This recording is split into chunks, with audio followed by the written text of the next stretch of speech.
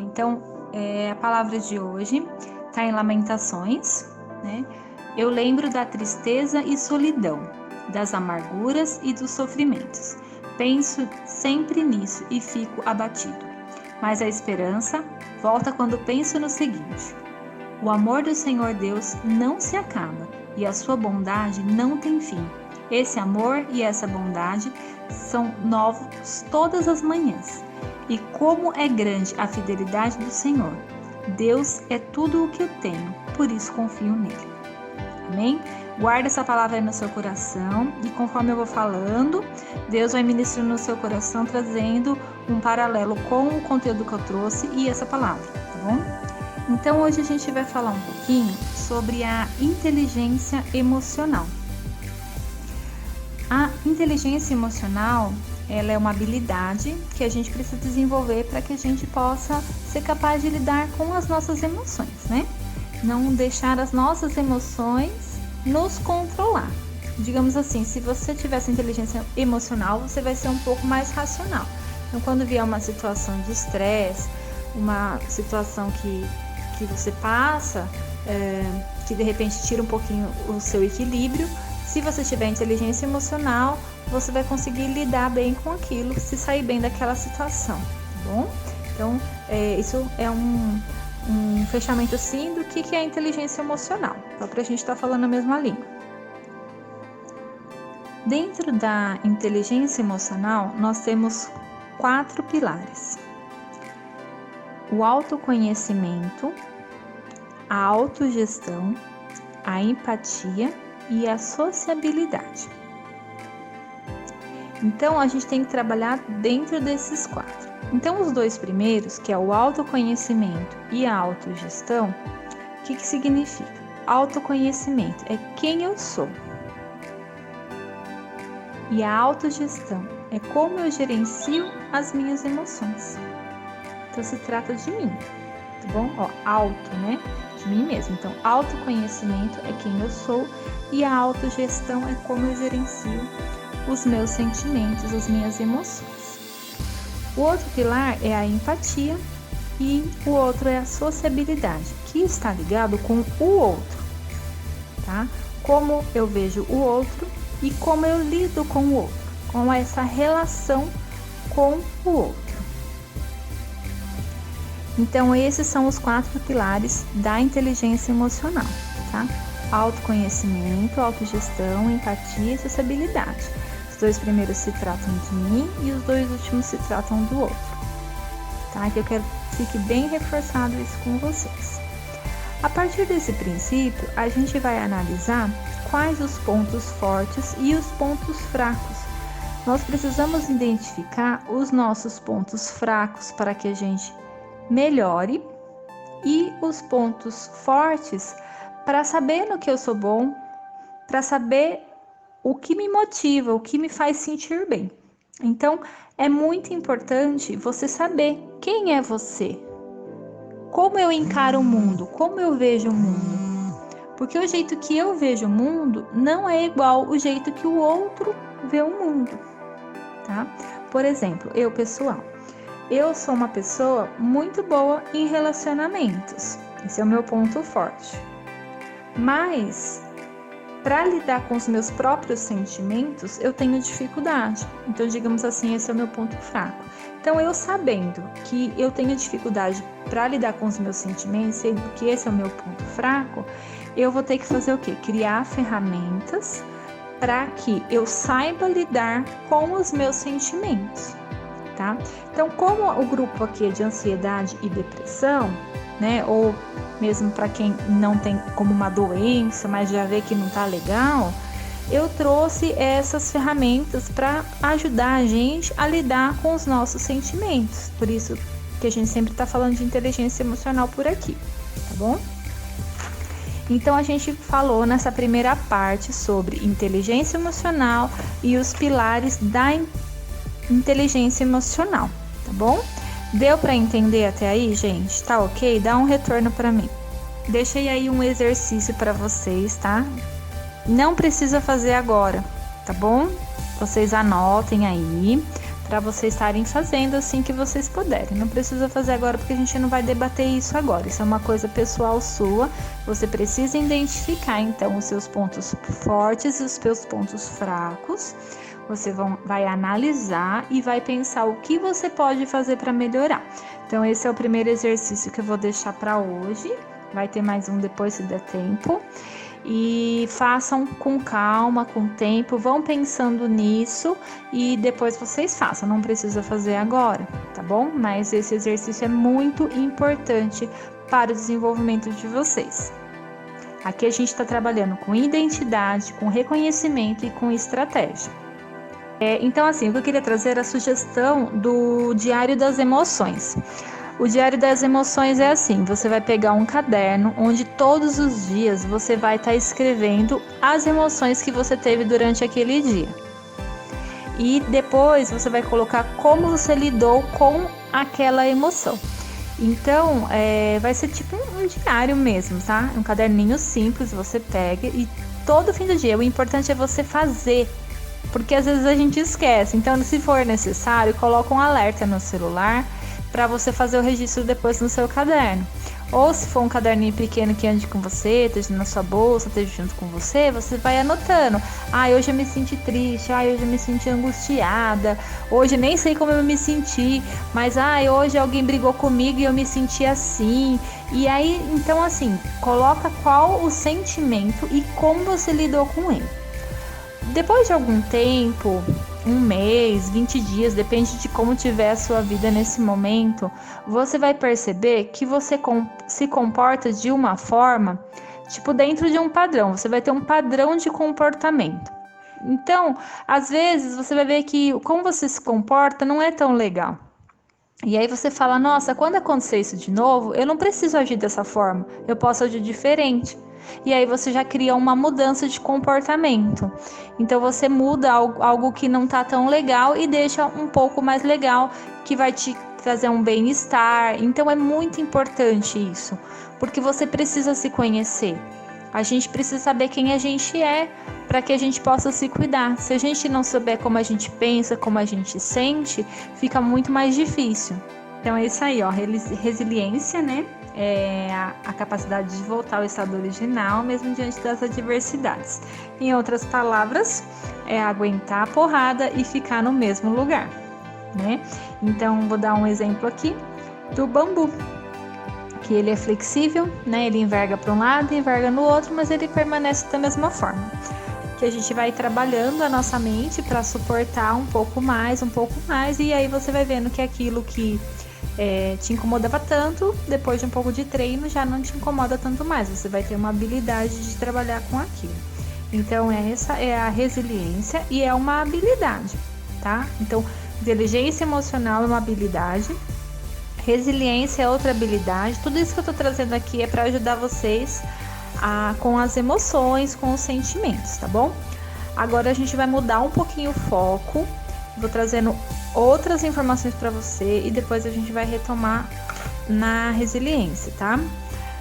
Eu vou colocar uma imagem, eu quero que vocês dão uma analisada no que vocês veem, tá? O que essa imagem traz para vocês. Eu queria trazer uma imagem para mostrar, tentar de alguma forma mostrar para vocês o que é o mundo VUCA. Na verdade, eu não encontrei nenhuma foto que realmente eu acho que correspondesse ao que é o mundo VUCA, mas essa foi a que eu achei mais perto do que eu queria trazer para vocês. Então, o mundo VUCA é um termo, na verdade as siglas são em inglês, mas aí traduziram para o português. Que o mundo hoje ele é volátil, incerto, complexo e ambíguo. Se quiserem anotar é legal. Volátil, que significa que o mundo hoje tem mudanças muito rápidas. Incerto significa que ele é imprevisível. Complexo significa que ele é multidisciplinar. E ambíguo significa que tem várias verdades ao mesmo tempo. Então esse é o significado do mundo VUCA. Então assim, por que eu trouxe isso de informação? Esse termo, essa expressão, ela já vinha sendo pronunciada no mundo e agora com a pandemia eu acho que tudo isso intensificou. Então, muito provável que quem não ouviu ainda, provavelmente vai ouvir, né, esse termo. Então, assim, eu gosto de trazer conhecimento para vocês, porque de repente quem não conhece, não sabe, tá aprendendo agora, e quem já sabe do que eu tô falando, né? E eu achei super legal essa foto, porque tem aquela florzinha lá, né? Acho que é a dente de leão, não sei o que fala, que encontra ali no deserto. E foi a florzinha que a gente trouxe na sessão anterior, né? Então achei bem legal. E aí, veja só, por que eu tô trazendo isso? O mundo que a gente vive realmente é isso, né, gente? As mudanças muito rápidas, a velocidade das informações, a quantidade de informações. Ele realmente é imprevisível, cada dia surge algo novo, de todas as formas, boas ou ruins, né? Ele é multidisciplinar, a gente está aprendendo tudo. Olha aqui nessa aula, quanto conteúdo, né? Nesse encontro que a gente está tendo, quanto conteúdo que vem de várias disciplinas. Eu trago coisa da física, da psicologia, de tudo, e eu junto tudo e trago para vocês, né? E é ambíguo, várias verdades ao mesmo tempo, porque nós não somos donos da verdade, cada um tem uma ótica, cada um enxerga de uma forma, né? E o que eu tô trazendo também é porque, além da velocidade das informações, da quantidade de informações, a gente está vivendo na era do fake news. E também estamos vivendo numa era exponencial. Então, o crescimento das coisas é muito diferente do que era antes, né? Então, veja só. A cada 2 dias a gente gera um volume de dados, de informações, que é correspondente, se a gente fosse calcular, do início da civilização até 2003. Gente, em 2 dias, né? Então, claro que o nosso cérebro vai chegar uma hora que vai pifar. Se a gente não se reinventar, nos reestruturar e não aprender a lidar com os nossos sentimentos, com as nossas emoções diante desse mundo, que é o mundo VUCA. Vou repetir aqui: volátil, que tem mudanças rápidas; incerto, que é imprevisível; complexo, que é multidisciplinar, e ambíguo, que são várias verdades ao mesmo tempo. A gente não vai acompanhar. E aí a gente vai acontecer o que? A gente vai adoecer. Então, por isso que eu estou trazendo esse conteúdo, porque eu acho muito importante a gente saber o que é e a gente criar essas ferramentas, tá bom? Então, o que acontece? Por conta de tanta informação, está acontecendo uma coisa que se chama infoxicação, que é uma intoxicação de informações. Essa infoxicação, ela gera na gente uma ansiedade. Olha, o Brasil, ele tem altos números de pessoas com depressão e ansiedade. É o maior número na América Latina. E a tendência, diante desses estudos, é piorar. Já era. Imagina agora, depois da pandemia. Então, a gente sabe que se a gente não for resiliente, se a gente não tiver ferramentas, se a gente não souber lidar com essas emoções, gente, a gente vai ficar doente numa cama, vai aumentar o número de suicídios, a gente vai ter muito problema de relacionamento, a gente não vai conseguir conviver mais com as pessoas, né? A gente não vai conseguir nem cuidar de nós mesmos. Bom, agora a gente vai falar um pouquinho sobre a ativação reticular. É mais uma ferramenta, tá? Já reparou que às vezes, vamos supor, você fica grávida? Pra quem já ficou, né? Aí você sai na rua e parece que você só vê mulher grávida. Ou, por exemplo, você comprou, sei lá, um Gol, um carro Gol. Aí você sai na rua, ou sei lá, você tá procurando um pra comprar. Parece que você só vê Gol. Já não aconteceu isso com você? Alguma coisa que você ia comprar ou que estava acontecendo na sua vida e você só via isso na rua?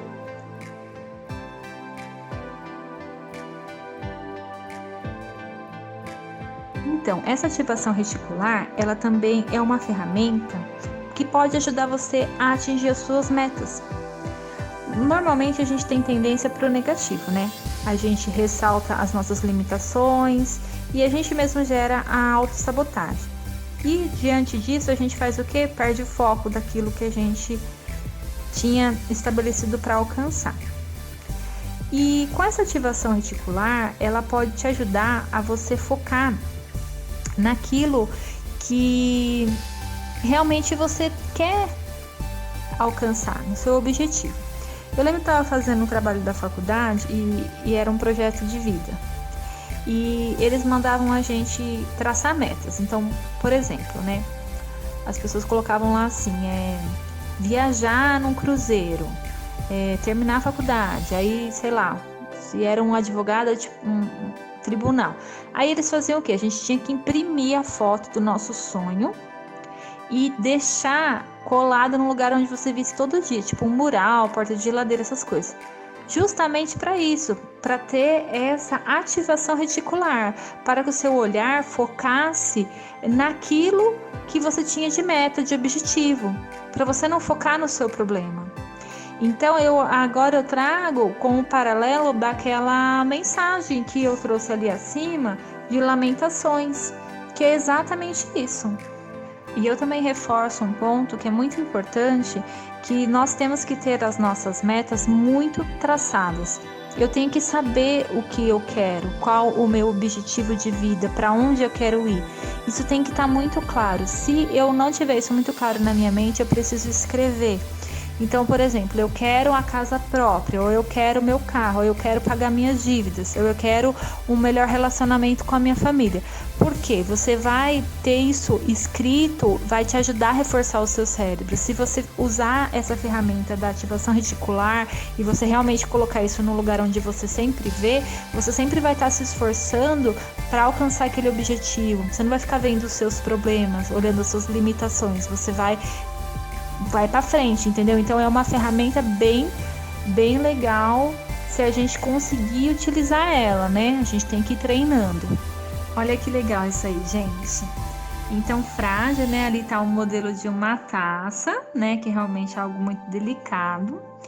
Robusto, sei lá o que é aquilo, gente. Talvez seja uma bola, né? Mas eu trago como exemplo também um tijolo.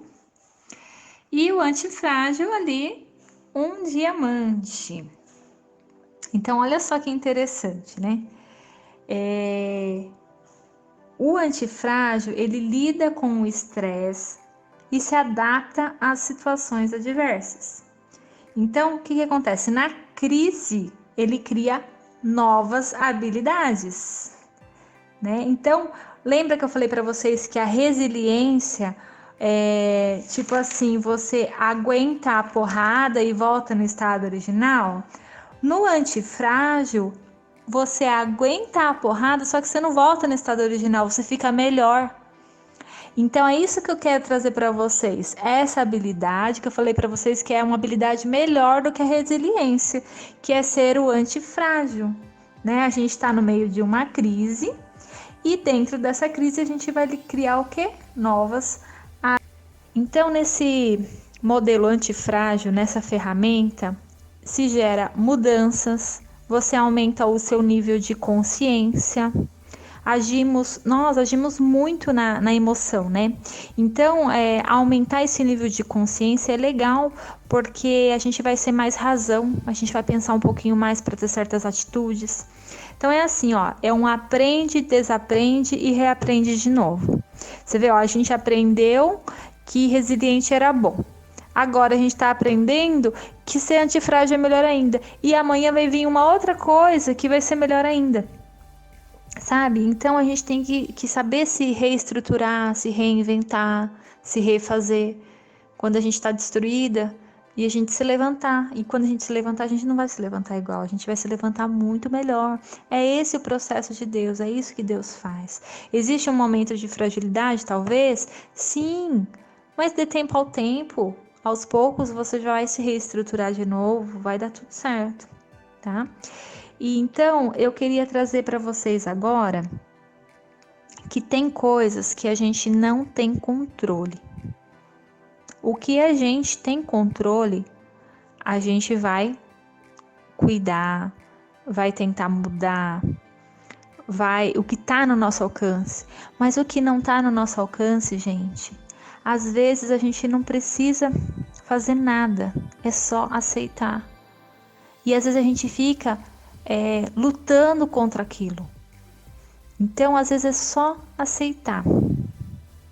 Agora eu trago para vocês refletirem e também realizarem esse antifrágil. Analisar qual é a batalha que eu vou enfrentar agora. Porque às vezes a gente está com batalha em todas as áreas da nossa vida. E não dá para fazer tudo de uma vez. Você vai ter que focar numa área que você tem uma prioridade. Por exemplo, relacionamento com o marido não tá legal e tô com problema no trabalho. O que é prioridade para você? Qual que você vai cuidar? Potencializar as suas ações. Não que você não vai cuidar do outro, mas tô dizendo uma questão de potência, entendeu? De você colocar um foco maior. Aí vamos supor, escolhi lá o meu casamento, que de repente para mim é uma prioridade, que eu preciso cuidar da minha família. Dentro daquela situação, você vai olhar, ela tá no meu controle?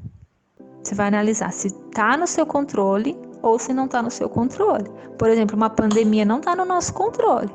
Agora, a gente evitar de sair, está no nosso controle. Lavar as mãos está no nosso controle. Então, você tem que fazer essa análise. Não está no meu controle, mas eu posso influenciar de alguma forma? Porque às vezes eu tô com um problema lá com meu marido, ele é irredutível, não tem como resolver, tal... mas de repente eu posso influenciar na decisão, né? Então eu também não posso achar assim, eu não posso fazer nada e também não vou tomar atitude nenhuma. De repente não está no seu controle, mas você pode ter uma influência sobre aquilo. Então não desista.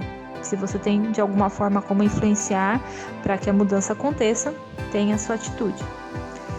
E você tem que se perguntar, eu posso aceitar ou eu posso mudar aquela situação?